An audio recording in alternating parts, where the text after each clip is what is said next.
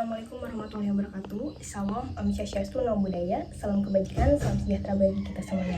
Izin untuk memperkenalkan diri, perkenalkan nama saya Ulfa dengan NPM 23106310800042. Di sini saya dari kelas 3C, Prodi Pendidikan Bahasa dan Sastra Indonesia, Fakultas Keguruan dan Ilmu Pendidikan. Di sini saya akan menyelesaikan tugas ujian tengah semester dengan mata kuliah Artificial Intelligence dan Data Analisis dengan dosen pengampu Pak Bahar Amal, SPD, M.Eng.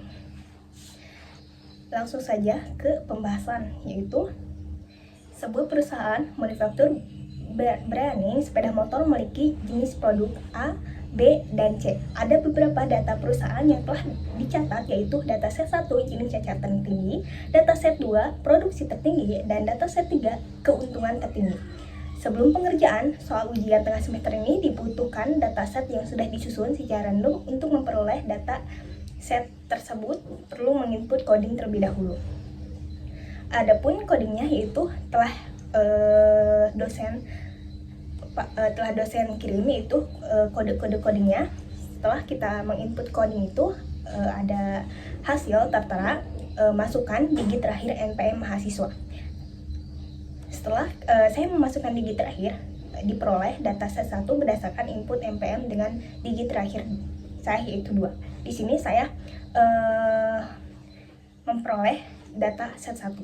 Langsung saja ke soal yang pertama, yaitu ada berapa banyak data yang diambil perusahaan berdasarkan jumlah baris, lalu kategorikan apa saja yang terdapat pada data tersebut berdasarkan kolom yang ada. Sebelum kita menyelesaikan sebelum kita menyelesaikan soal ke-1, kita perlu mengoding terlebih dahulu. Setelah saya mengoding, terdapat jumlah baris dan kolom data adalah 365.3.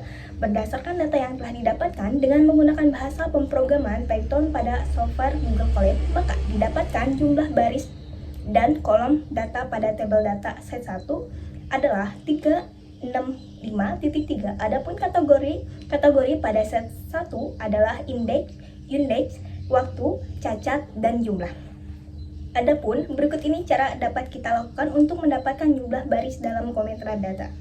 Yang pertama itu memasukkan data primer, dan yang kedua itu memasukkan kode yang diberikan. Langsung saja ke soal kedua, yaitu pada tanggal berapa dan jenis cacat apa yang dimiliki jumlah cacat harian tertinggi. Sebelum kita menyelesaikan tugas yang kedua, kita terlebih dahulu ngoding.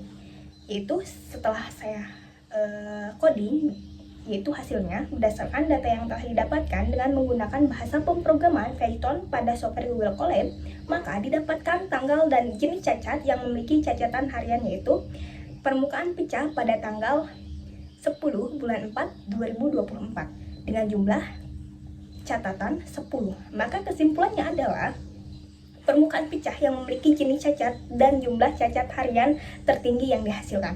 Soal yang ketiga, yaitu berapakah total jumlah cacat untuk masing-masing jenis produk yang dicatat di set data. Sebelum kita menyelesaikan tugas ini, ada beberapa kode dan hasil saya itu berdasarkan data yang telah saya hasilkan, yaitu didapatkan dengan menggunakan bahasa pemrograman Python pada software Google Colab. Maka didapatkan jumlah cacat masing-masing jenis cacat produk yang tercatat di set adalah goresan 722, penyok 708, permukaan pecah yaitu 607. Maka kesimpulannya adalah jenis cacat gores yang memiliki jumlah cacat terbanyak dengan jumlah catatan cacat goresan tertinggi yaitu 722. Soal yang keempat, yaitu berdasarkan rata-rata jumlah cacat untuk masing-masing jenis produk yang tertinggi di set data adalah visual menurut pemahaman saya. Di sini saya sudah menentukan atau sudah meng-Google Colab data-data yang sudah saya analisis, yaitu atau yang tertera di setelah Google, yaitu berdasarkan data yang didapatkan dengan menggunakan bahasa pemrograman Python pada software Google Colab, maka didapatkan rata-rata jumlah cacat untuk masing-masing jenis cacat produk yang tercatat di set adalah goresan 722, 5.4651116 penyok 780 5.5185919 permukaan pecah 607 5.80688. Maka kesimpulannya yang didapatkan dari data di atas adalah permukaan pecah yang memiliki rata-rata jumlah cacat tertinggi dikarenakan pada permukaan pecah memiliki jumlah 007 cacat dan indeks pada permukaan pecah berjumlah 115 sehingga didapatkan hasil rata-rata jumlah cacat pada permukaan pecah adalah 580 lebih tinggi dibandingkan dengan rata-rata jumlah cacat produk dengan tulisan 5.46 dengan penyok 5.518.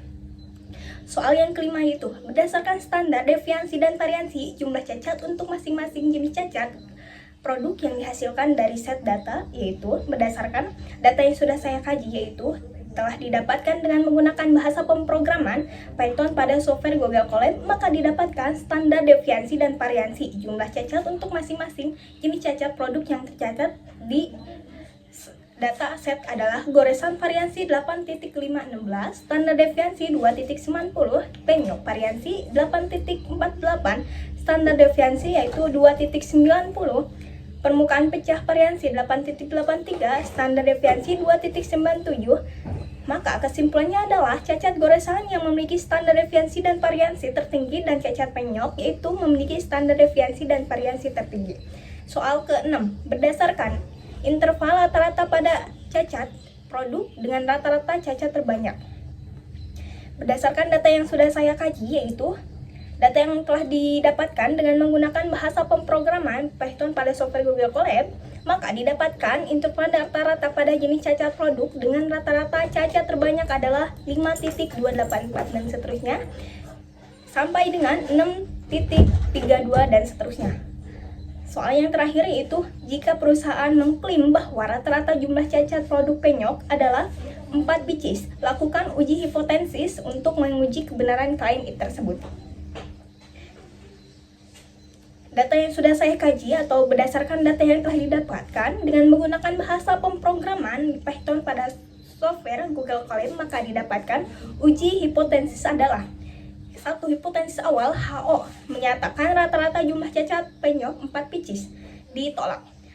Nilai T dihitung adalah 5.43 dan selanjutnya nilai kritis bawah dari T table adalah -198 dan seterusnya.